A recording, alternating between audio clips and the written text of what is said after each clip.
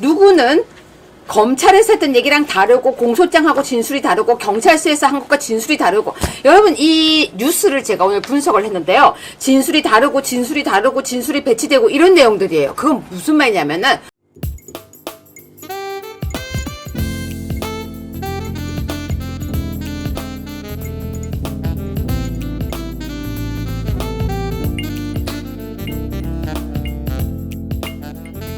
윤석열? 저게 무슨 말이에요? 리플리 증후군이라고 하는 영화가 있었는데요.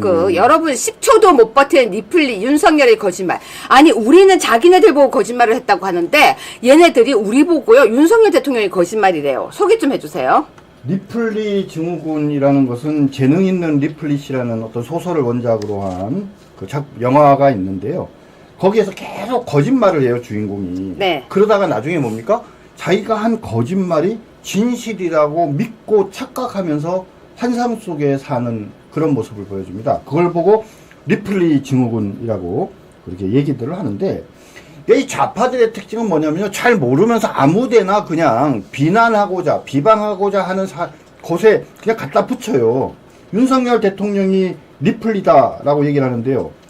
윤 대통령께서 거짓말을 반복한 것은 무엇이며 거짓말을 현실로 착각한 채 환상 속에서 살고 있는 건 도대체 뭡니까? 자, 그런데요. 거기 보세요. 참을 수 없는 대통령의 가벼움. 밀란 쿤테라가 쓴 소설이 있었습니다. 참을 수 없는 존재의 가벼움이라고 하는 그렇죠. 밀란 쿤테라라고 하는 사람이 쓴 책이었는데요.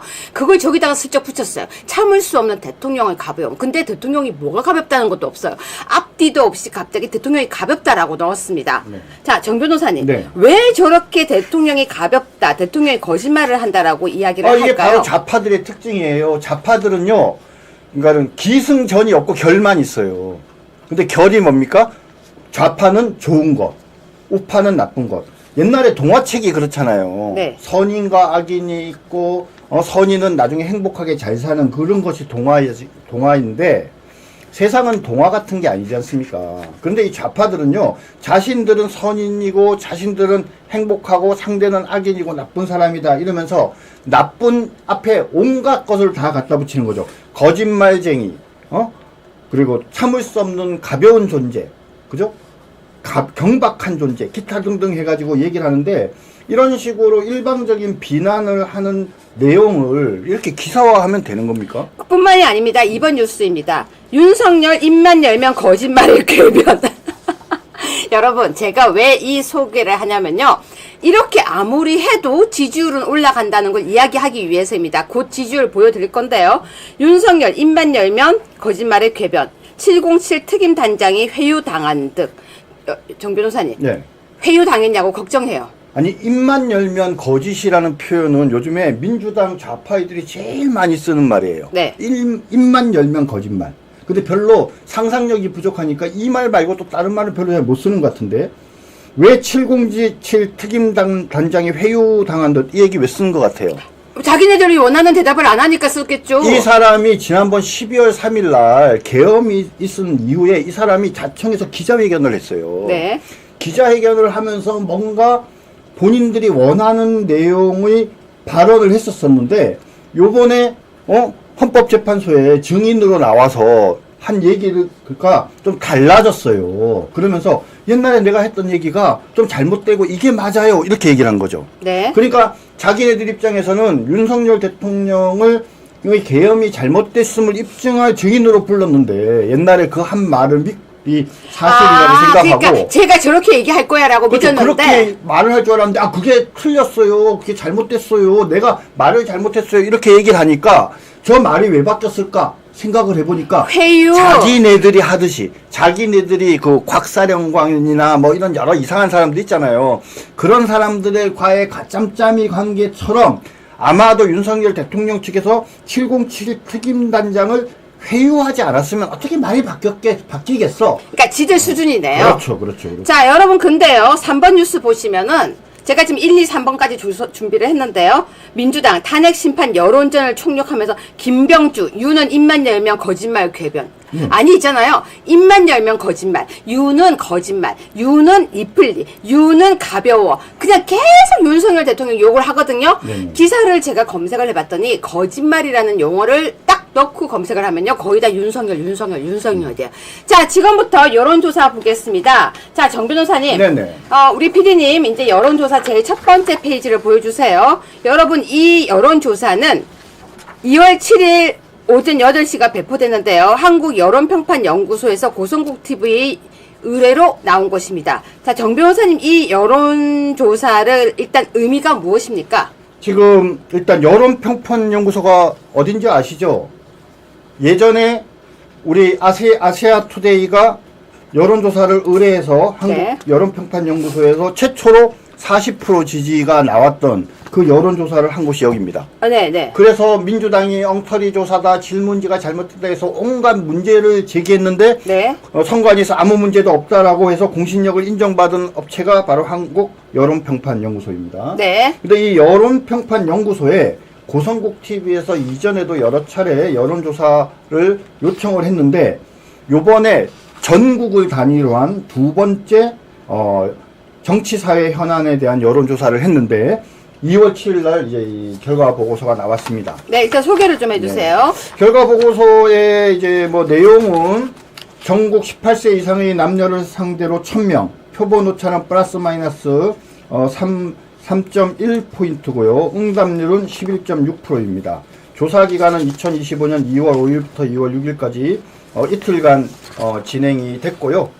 연령별, 성별, 지역별 이런 여러 가지들을 잘 고려해서 가중값을 적용을 해서 제대로 된 아주 합리적인 그런 어떤 여론조사 결과라고 말씀드릴 수 있습니다. 여론조사 결과에서 뭐 여러 가지 질문들을 했습니다. 윤석열 대통령의 지지도, 차기 대선 투표 정당 후보, 국민의힘 지지도, 국민의힘을 왜 지지하느냐, 더불어민주당 지지도, 더불어민주당을 왜 지지하느냐, 윤석열 대통령에 대한 탄핵, 찬반, 그리고 윤석열 대통령과 국민의힘 지지를 비교하는 이런 8가지 이제 문항으로 되어져 있습니다. 자, 일단 이 지지도 조사에서 눈여겨봐야 될 것은요. 윤석열 대통령의 지지도가 47%가 나왔는데요. 이건 지금 최근 조사 결과는 거의 다 40%대를 유지하고 있다라는 게 굉장히 의미 있는 거죠. 예, 최근 펜앤드마이크가 의뢰한 이제 여론조사에서 51%까지 나온 것이 있긴 하지만 이제 이번에 47%가 나왔고요. 지지하지 않는다는 것이 51%가 나왔습니다. 4% 차이니까 표본 오차 범위 내에 있다라고 말씀드릴 수 있습니다. 네. 그리고 지금 여기에서 보면요. 차기 대선 투표 정당 후보 더불어민주당과 국민의힘을 봤을 때 국민의힘이 45%라고 했다면서요. 예, 만약 내일 차기 대선 투표를 한다면 선생님께서는 어느 정당 후보에게 투표하겠습니까? 이렇게 물어봤습니다. 사람 이름을 넣지 않고. 더불어민주당이 42%, 국민의힘이 45%. 물론 이것도 뭐 오차범위 내이지만 국민의힘이 3% 앞서는 것으로 나왔습니다. 자, 여기에서 의미 있는 것은요. 국민의힘을 왜 지지하느냐예요. 자, 시청자 여러분께 물어보겠습니다. 여러분 국민의힘 너무 마음에 드세요? 너무 좋으세요? 제가 오늘 민주당발 기사를 봤는데요. 민주당에서도요, 수박이라고 부르더라고요. 우리는 뻐꾸기라고 부르는데 그게는 수박이라고요. 그러면 뻐꾸기와 수박 누가 더 우위인가요? 아무튼 여러분 국민의힘 정말 좋아하세요? 요즘 마음에 드세요? 너무 좋아서 국민의힘 의원만 보면은 박수치고 그러세요? 아니에요.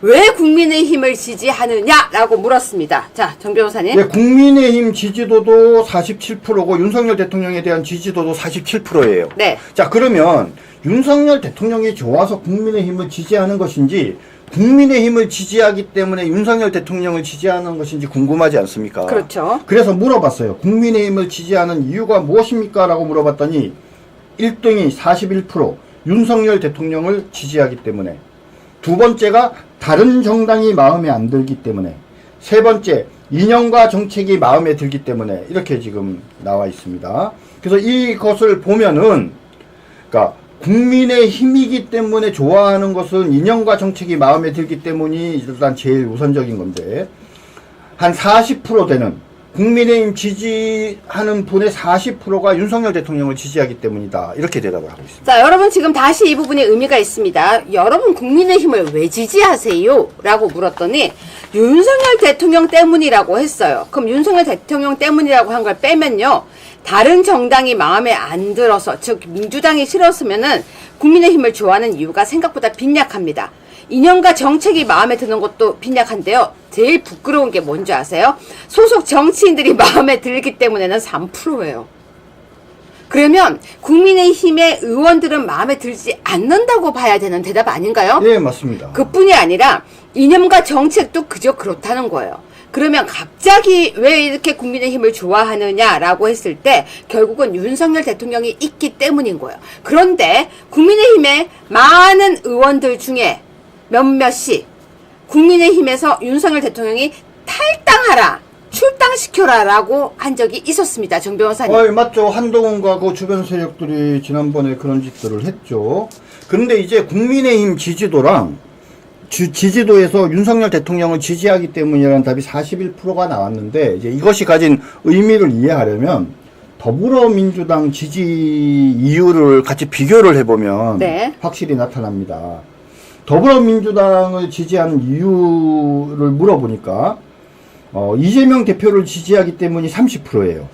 윤석열 대통령을 지지하기 때문이 41%인데 이재명을 지지하기 때문이 30%니까는 11%가 앞서죠. 그 다음 이념과 정책이 마음에 들기 때문은 우리는 17%밖에 안 되잖아요, 국민님. 네. 근데 여기는 이념과 정책이 마음에 들기 때문이 자그마치 26%예요. 9%라도 높습니다.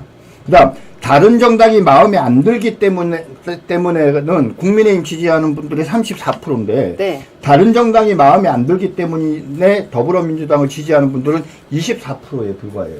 그러니까 이게 무슨 말이냐면 더불어민주당은 이념과 정책이 마음에 들기 때문에 적극적으로 지지하는 사람이 많다라는 얘기예요. 아, 그럼 더불어민주당, 특히 민주당은요, 생각보다 그 당의 이념을 좋아하네요. 그렇죠. 그러니까 이건 또 달리 얘기하면 뭐냐면 이재명이 아니더라도, 그렇죠? 이념과 정책이 마음에 들기 때문에 더불어민주당 지지하는 사람들은 여전히 존재할 가능성이 있는 거죠. 그런데요, 정 변호사님, 더불어민주당의 이념이 뭐예요? 더불어민주당의 의미는요, 민주가 없는 거죠. 아니, 그렇게 말고요. 여러분, 근데 민주당의 이념은 뭐예요? 아, 갑자기 제가 궁금해진 거예요. 민주당의 이념이 뭐죠? 뭐길래 이렇게 이념을 좋아한다 그러죠? 민주당의 이념은 무엇인지는 민주당 사람들도 몰라요. 그래서 제가 사실은요, 아까 방송 오기 전에 민주당 당원인 일반 국민들 중에서 10명에게 제가 물었어요. 그냥 카톡으로. 네. 왜 민주당에 들어갔어요? 하니까 민주당이란 이름이 좋대요. 네. 그래서 진짜 민주주의를 실현할 수 있는 아주 고급스러운 당이라는 거예요. 그래서 이게 무슨 말이지? 이게 무슨 말이지? 제가 정말 그랬습니다. 그래서 실질적으로 그 당의 이념과 정치, 철학을 제대로 아는 경우가 생각보다 부족한데요. 오히려 제가 그 사람들에게 물었어요. 그 당의 정책과 이념이 무엇이냐라고 물었더니 호남 사람들이 민주당의 이념을 그냥 좋아하는 거다. 네. 그래서 호남의 그냥 일방적인 몰표일 거다라는 10명의 대답을 들었습니다. 자, 그런데요, 정 변호사님. 네. 윤석열 대통령 탄핵을 찬성하는 사람이 세상에 생각보다 좀 많아요. 윤석열 대통령의 탄핵에 대한 찬반을 물어봤더니 찬성이 53%, 반대가 44%입니다. 네. 근데 이제 이거를 제대로 분석을 하려고 하면 윤석열 대통령에 대한 지지도와 비교를 해봐야 돼요. 네. 윤석열 대통령을 지지하는 사람이 47%고 지지하지 않는 사람이 51%예요. 그죠? 그런데 그 중에서 반대하는 사람은 탄핵 찬성을 반대하는 사람이 44%예요. 이 말은 뭐예요? 윤석열 대통령을 지지하는데도 탄핵돼야 된다라고 생각하는 사람이 3%가 있다라는 거고요. 윤석열 대통령을 지지하지 않는 사람들은 대부분이 다 탄핵에 찬성을 하고, 그죠? 플러스로 바로 윤석열 대통령을 지지한다는 사람들 중에도 그래도 대통령은 탄핵돼야 돼 이렇게 생각하는 사람이 있다는 거죠. 근데 참 이상한 건요. 윤석열 대통령이 탄핵되어야 된다고 생각하는 사람들은요. 굉장히 맹목적으로 탄핵이 무조건 돼야 된다고 생각하고 이번은 당연히 탄핵이라고 생각을 하더라고요. 네. 특히 탄핵은 그냥 정해져 있어 라고 하는데 그 정해져 있으라고 생각하는 사람들도 두 부류로 나눠집니다. 첫 번째는 잘못했으니까 탄핵이 돼야지 라고 하는 생각도 있지만 이미 헌재가 정해놓고 하니까 탄핵이 될 거야 라고 하는 사람들도 있더라고요. 그런데 아주 재밌는 신문 기사가 나왔습니다. 4번 기사입니다. 4번 기사 좀 보여주세요. 탄핵 심판, 반환점을 돈 계엄의 재구성인데요. 탄핵 심판이 반환점을 돌았습니까? 정 변호사님?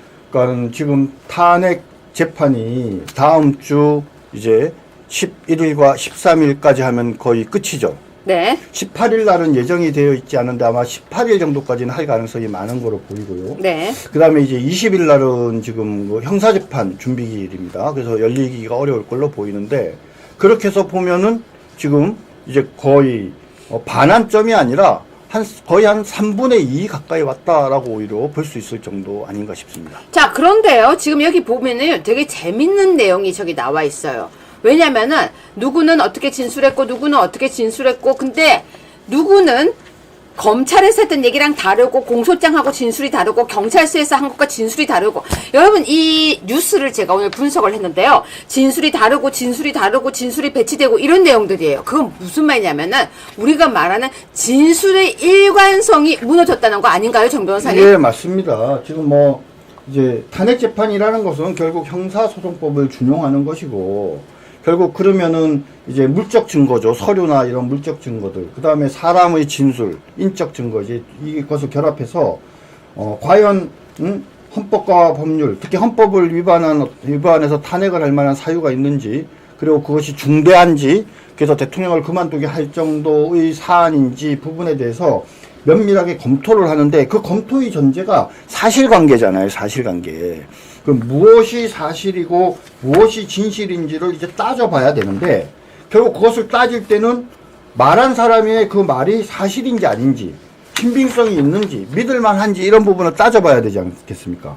근데 어떤 사람이 여기서는 A라고 얘기하고 저기서는 B라고 얘기하고 헌법재판소에 와서는 C라고 얘기하고, 그죠? 여기서는 갑이 A라고 얘기하고 저기서는 not A라고 얘기하고 막 이렇게 되면, 그렇죠. 그 사람 말을 믿기 어렵지 않습니까? 그렇죠. 근데 실질적으로 지금 탄핵 재판이 시작되면서, 맨 처음에 탄핵 재판이 시작될 때 다수의 사람들은요, 그냥 탄핵 재판은 통과 의례에 불과하다. 네. 왜 그러냐면 관계된 사람들이 수사기관에서 조사를 받으면서 진술했다는 내용이 언론에 지금 수없이 보도가 됐지 않습니까? 네네. 그래서 그 사람들이 수사기관에서 조사받으면서 진술했다는 내용에 따르면, 네.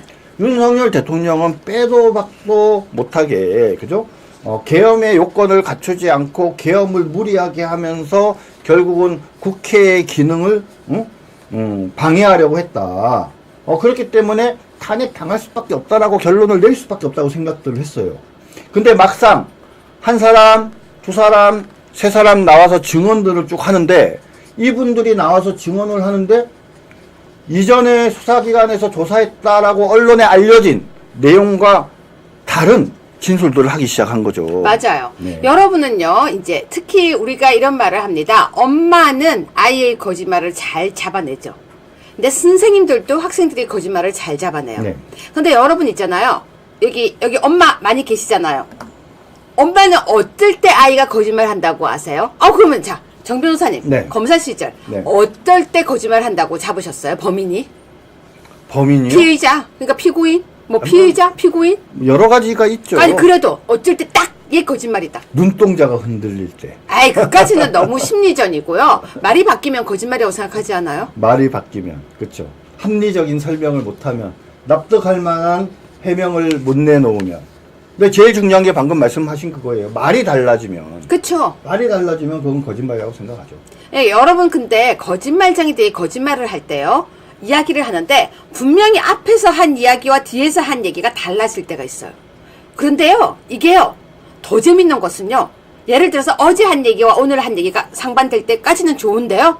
진짜 머리 나쁜 거짓말쟁이는 어떻게 하는 줄 아세요? 아침에 한 얘기가 오후되면 달라요. 통화를 하고 있는데요. 분명히 통화 앞에 시작할 때 말과 뒤에 말이 다른 거예요. 그렇게 거짓말은 잡는 거예요. 거짓말은 반드시 말이 바뀝니다. 그런데 어제 보면요. 말이 바뀌는 사람이 있었어요. 그렇죠. 여기 보니까 지금 엄마가 너무 재밌어. 엄마가 자식들 거짓말 말이 더듬거리고 눈동자가 대굴대굴 말이 더듬어요. 근데 거짓말 할 때 또 특징이 있어요. 예를 들면요. 예를 들면요. 너 햄버거 지금 먹었니? 먹지 말랬잖아. 그러면 뭐라고 하는 줄 아세요? 나 안 먹었어. 이래야 되는데 햄버거? 자꾸 햄버거를 또 물어요. 그럼 아니면은 너 엄마 돈 가져갔니? 그러면은 아니? 이렇게 대답해야 되는데 돈? 돈? 그러니까 질문을 다시 반복하는 버릇이 있는데요. 어제 나왔던 사람들 중에서요. 저는 너무 재밌는 사람을 봤어요. 말이 계속 떨리면서 계속 반복을 하는 거예요. 질문을 하면 그 말을 따라서 하거나 질문을 반대로 하는데 판사가 재판관이 아니 네 생각을 더 하지 말라고 그러면 하지 말라고 하면 안 해야 되잖아요. 그런데 말하는 도중에 뭐라는지 아세요? 저는 그렇게 생각했습니다. 아니 네 생각을 말하지 말란 말이야. 이러니까 뭐라는지 아세요? 아 그렇게 들어서 그렇게 생각을 했습니다. 아니 왜 들은 얘기를 하냐고. 네가 본 걸 얘기해. 네가 들은 걸 얘기하라고. 다른 사람이 너한테 해준 얘기 말고 네가 직접 그날 들은 얘기를 하라고. 이러니까 그러면 우린 보통 그러죠. 아 예 제가 들은 얘기를 하겠습니다. 이래야 되는데 아 제가 그날은 정신이 없었는데 나중에 나와서 하는 얘기를 들으니까 제가 그렇게 생각했구나. 아니 왜 네 생각을 얘기하냐고. 어제 수없이 그 반복이 있었어요. 정 변호사님 어제 기억나시죠? 예, 그 곽종군 정영식 재판관이 이제 그런 질문들을 했죠. 네. 증인이라는 건 뭐냐? 본인이 경험한 걸 얘기하는 거잖아요. 네. 아, 그럼 본인이 당시에 들은 얘기가 뭔지, 대통령한테 본인이 들었다고 하는 얘기가 본인의 기억에 뭔지를 얘기를 하면 되는데, 어제 곽종군은 얘기 중에 그런 거예요. 자기는 그때 기억 못 했는데, 다른 사람들 말이 내가 그때 대통령한테 그 말을 들었다라고 얘기를 해줘서 그런 줄 안 돼요. 그러니까 그게 뭔 어떻게 소리예요? 그러니까 그게 어떻게 자기가 들은 기억이에요? 아니죠.